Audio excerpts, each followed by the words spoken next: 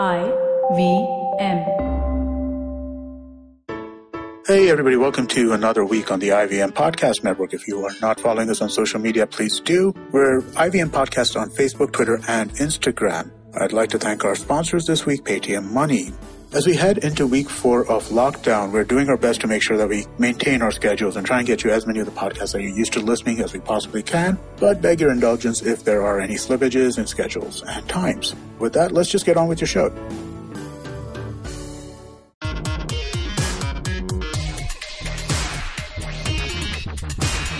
Hello and welcome to Simplified. This time we have a shorty in the time of the virus. How are everybody doing? Yes, good question. We know how we are doing. We are doing, I think, quite well, and more than we can say for the less fortunate of our brothers who are,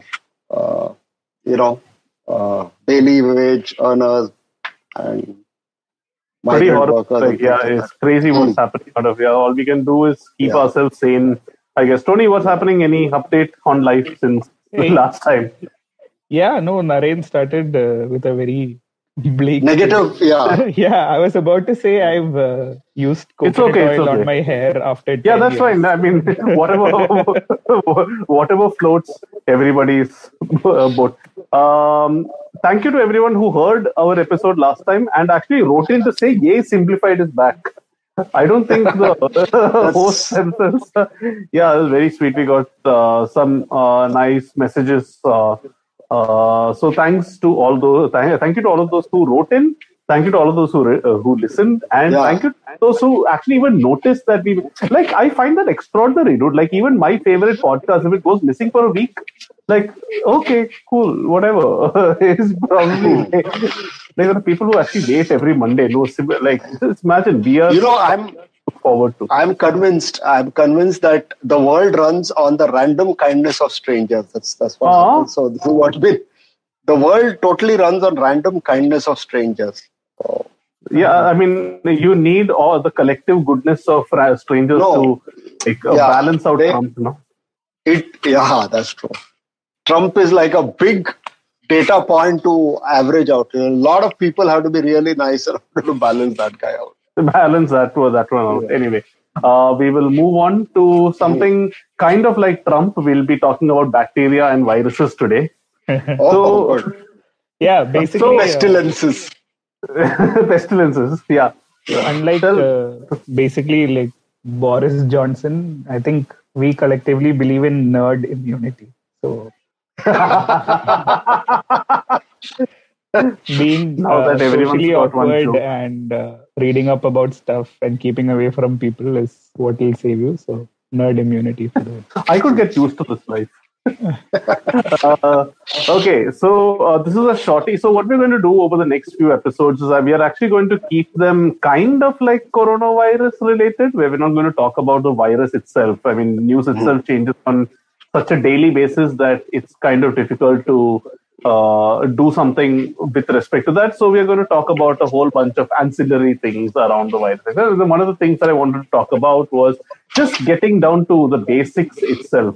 Bacteria versus viruses, and I thought this would be a good thing for us to start our coronavirus exploration with. You guys know the difference between bacteria and viruses? Yeah. Naren obviously does. Naren, go. This will be a shorter than shorty. I don't know. Bacteria is the guy with 2 humps, right? What? Are we talking about Asterix characters here? Camel. Very well done. Naren, would you care to explain yourself? Today is hump day, by the way. Oh, well done. I find this concept ridiculous. Yeah, I find this concept. We cannot deviate from. We cannot deviate. This is a shorty. We don't have time for nonsense. Yeah. Shorty plus nonsense is basically a long episode of Simplified. Okay. True. Okay, so there are 4 types of germs, as everybody knows. There are bacteria, viruses, fungi, and protozoa. Oh yeah. Yeah. All flashback, right? Biology. All biology classes. Yeah, bacteria and viruses are the biggest troublemakers of the lot. They do have, while they're very different, they have a lot of similarities. Just like extremists in 1992, they were small. They were small, but with the potential to cause a lot of infection and damage. Even though some of them are arguably good. Keep this analogy in mind. Come in handy later. Bacteria are alive. They are tiny one-celled creatures that get nutrients from the environment in order to live. And one such environment is the human body, but they can also multiply outside the human body. Basically, they have a life of their own. Viruses, on the other hand, are like half of your Zoom call. You are not sure whether they are living or non-living. So they're in this pseudo space between life and non-living. They need to be inside living cells to grow and reproduce. I think that's a nice point, and it's amazing how all this becomes a lot more exciting when you're 35 instead of 12. You're like, oh shit, this shit can happen to me at any point of time. I think they should teach all these fatal things like only when you are actually like. What's the point of teaching income tax in 10th standard? You should teach it like. Do they have income tax in 10th standard? Yeah. Because of that only, I lost 3 in board exam. Plus, I would have got 100. That's normal, no? Because there are only 2 certainties in life: death and taxes. I thought you were going to go off on a dark trajectory and talk about child labor. Thankfully, that was not the case. Anyway, viruses are small particles of genetic material, either DNA or RNA, that are surrounded by protein, and some of them have like fat as well as an envelope. Most viruses cannot survive very long if they are not inside a living thing like a plant, animal, or person. So basically, all of us just need to stand still for a while and the coronavirus will go away. I think that's what one of the health experts said, right? If everyone in the planet could just freeze for 2 days, then everything becomes, then the virus will just die and go away, die or whatever. But actually freeze, right? Like cryogenic. Yeah. It's not a bad idea. But the problem is everyone freezes. Who will stop the cryogenic? There's a lot it's of... It's like...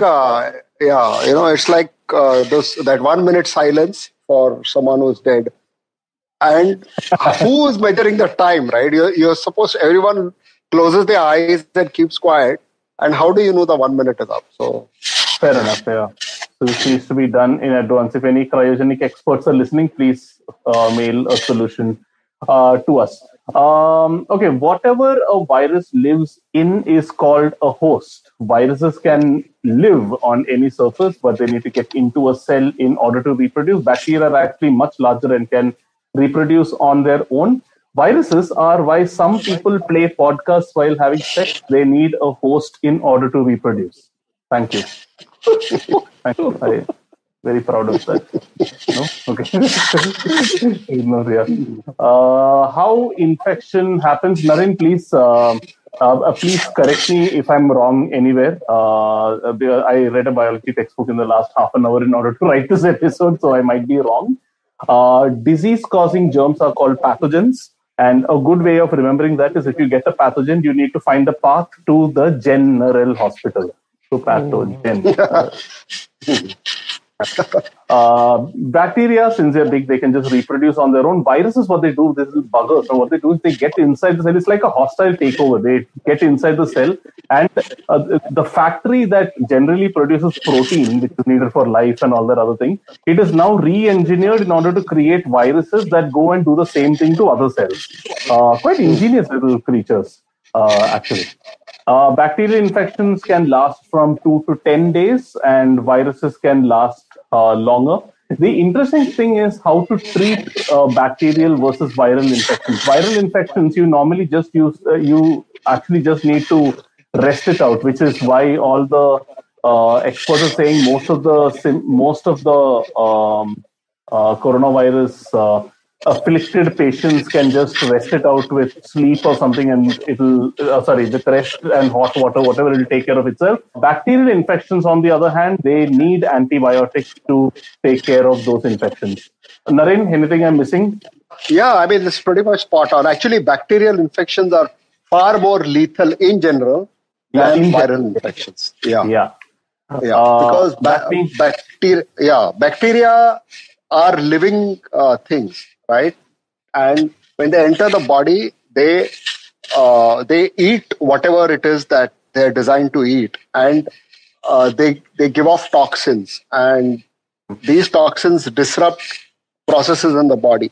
And as the bacterial population keeps increasing, the toxins, the level of toxins increase, and people could die. I mean, just 100 years ago, if you had an infected wound, like the biggest killer in World War I was blood poisoning, because you would get a wound from the battle, and wounds weren't usually lethal, but the infections from them were. Yeah, wasn't penicillin formed as a result of that? Penicillin was a serendipitous discovery later. But even before penicillin, they used something known as sulfa.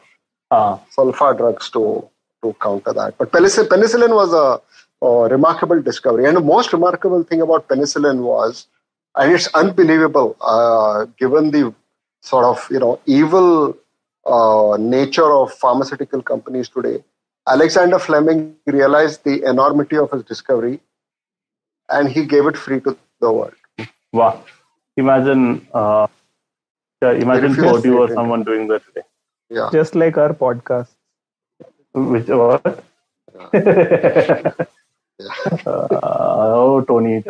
Okay. For viral infections, there are no effective antiviral medicines, unlike antibiotics for bacteria. Fortunately, our immune system usually fights off most viral infections within a few days. You might take something like paracetamol or ibuprofen but that's only for treating the symptoms of high fever or whatever. Usually it's just rest and drinking plenty of water that needs to be done for you to get better.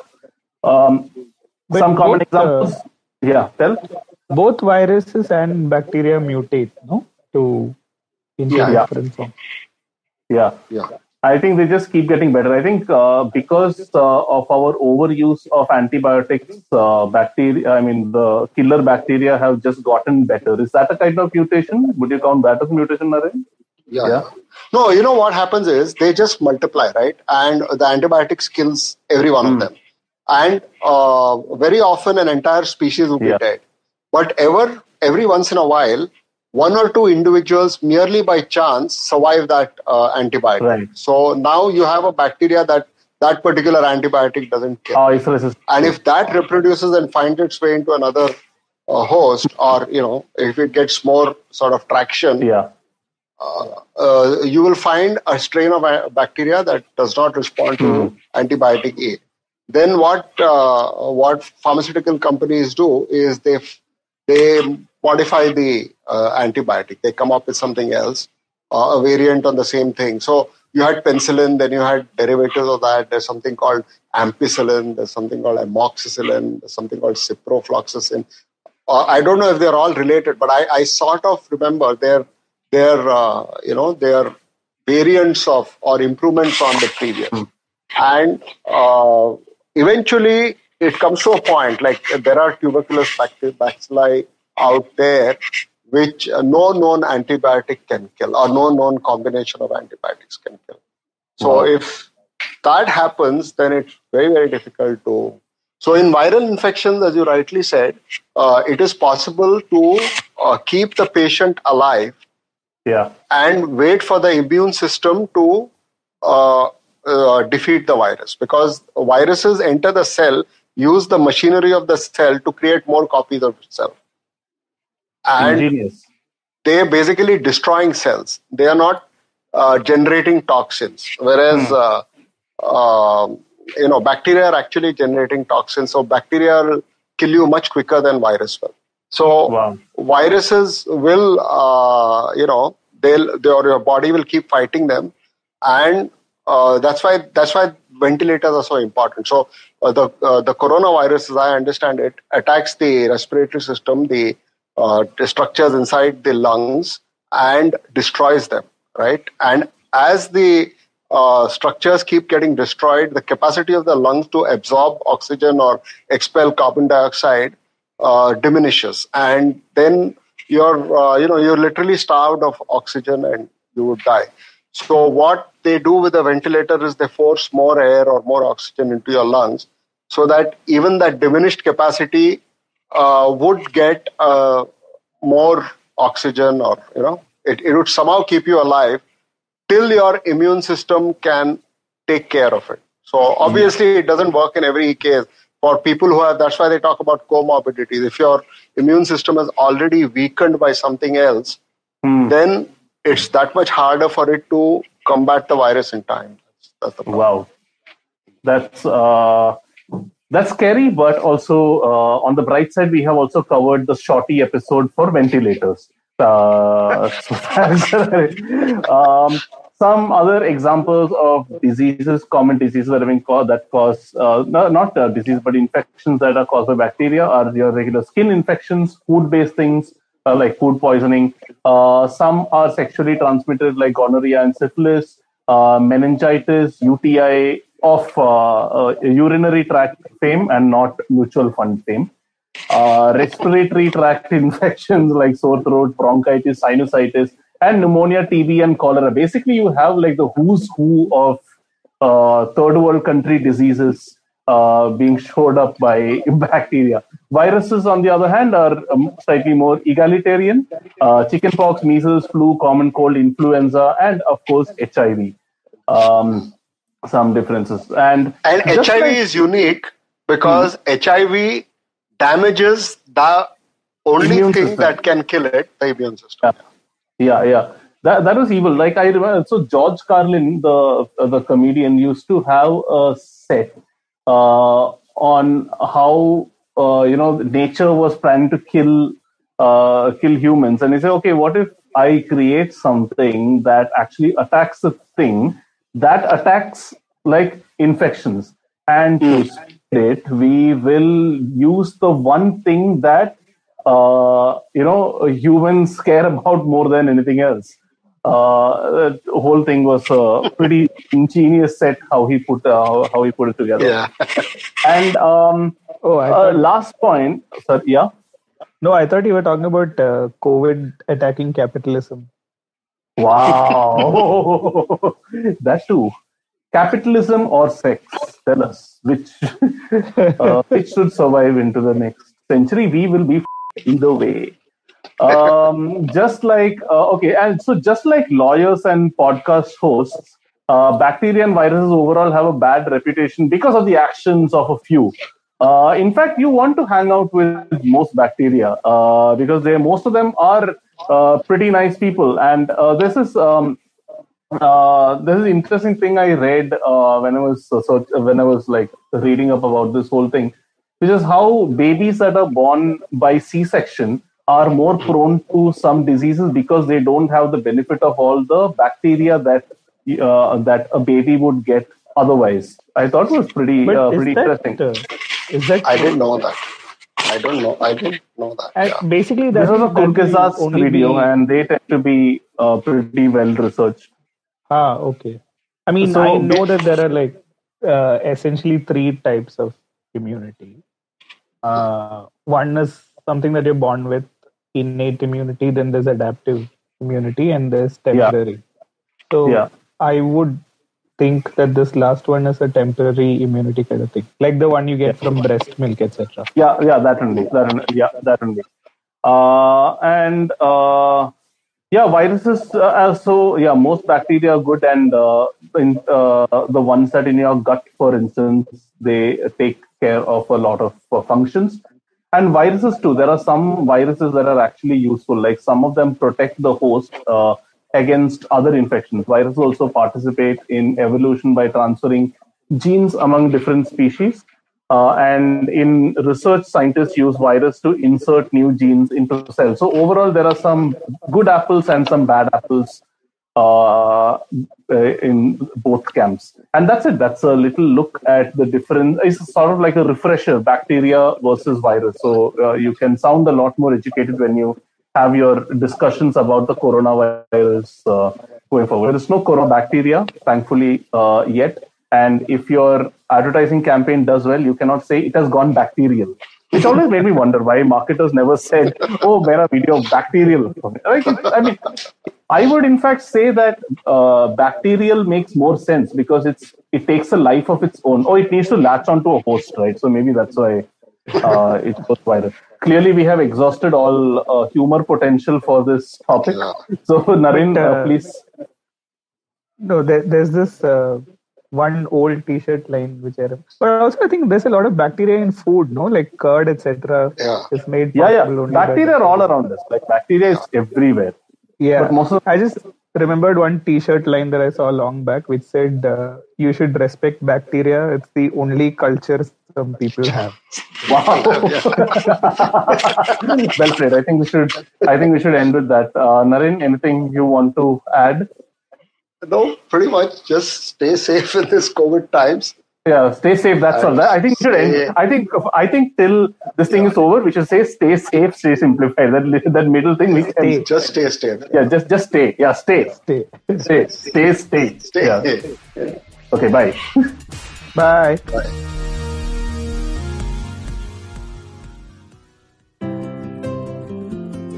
How many times have you caught yourself Googling stuff on health and wondering if it's the right information? How many times have you heard different health experts give opposing views, which has only left you confused? There are rising cases of cancer, heart, diabetes, stress, and autoimmune diseases. Meet the patients and the experts who paved the path of true healing. Join me, Rachna Chachi, cancer nutrition coach and nutritional therapist on Heal and Hearty. I take you through my own journey of recovery from an incurable disease and the journey of so many others who healed only via nutrition and holistic healing. Find the answers you seek for what's good for your health and what's good for your soul. You can listen to us on the IVM Podcast app or ivmpodcast.com. Don't forget your date with good health. Look! Up in the internet! It's a meme! No! It's a cat video! No! It's the Geek Fruit Podcast! That's right, we interrupt this riveting broadcast to tell you about our show, the Geek Fruit Podcast, where Tejas, Dinkar and I, Jishnu, talk about everything in pop culture, including DC, Marvel, Star Wars, Netflix, and everything in between. You know how your friends hate it when you ramble about some nerdy crap and you just want somebody to listen to you? Well, sorry, there's nothing we can do about that, but come listen to us ramble and it'll almost be like the real thing. Kind of. Listen to new episodes of the Geek Fruit Podcast every Monday and the Geek Fruit Bulletin every Thursday on iTunes, Google Podcasts, the IVM app, or wherever you listen to podcasts. Happy listening, you nerds.